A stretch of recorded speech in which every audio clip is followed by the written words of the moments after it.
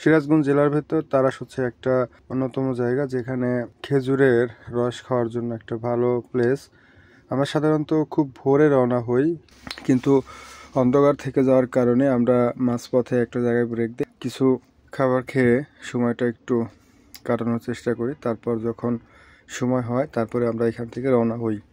প্রথমত বলতে চাচ্ছি, অনেকেই হয়তো আমার ভিডিও দেখে বলবেন যে এটা কোনো ভিডিও হলো বা এটা কোনো ভিডিও সিস্টেম হলো। আমি জানি যে বর্তমান 2025 সালে অনেক প্রফেশনাল ইউটিউবার আছেন যারা খুব ভালো ভয়েস এবং ভালো ভিডিও কন্টেন্ট তৈরি করে থাকেন।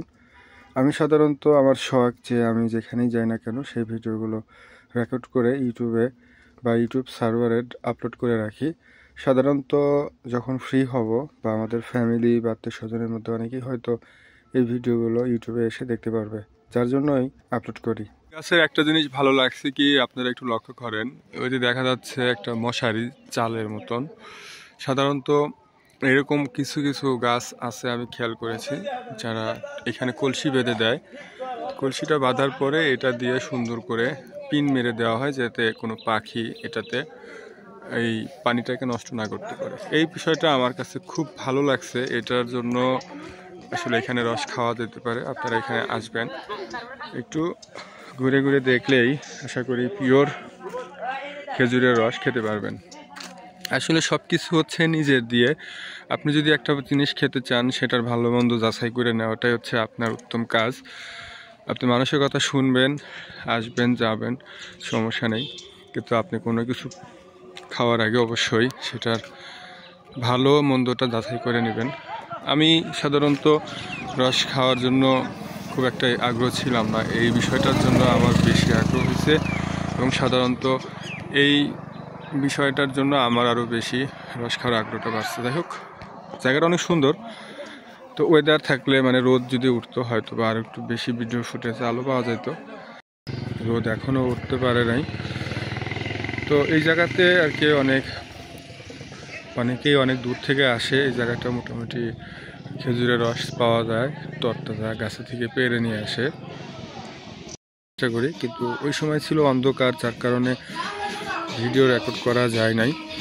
তো সাধারণত সবাই এই টাইমে আসে, আর আমি রয়ে গেছি এদের একটু কিছু ভিডিও ফুটেজ বা ফটো তুলবে।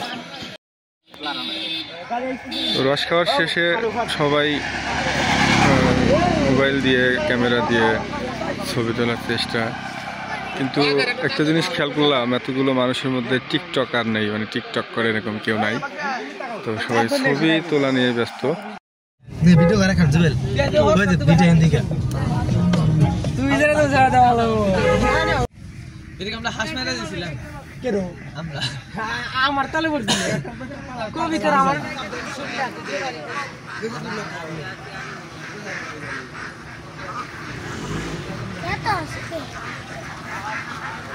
কোন দিকে যাবে হাস?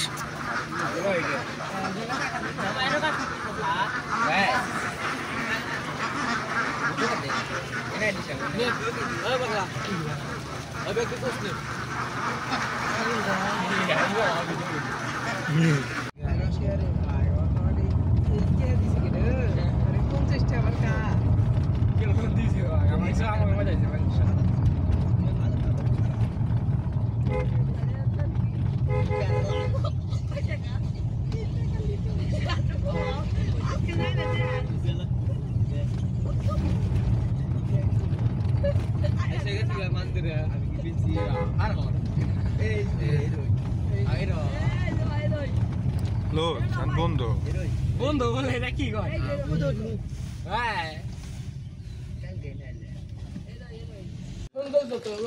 বাইরে ভিতরে সবাই ছিল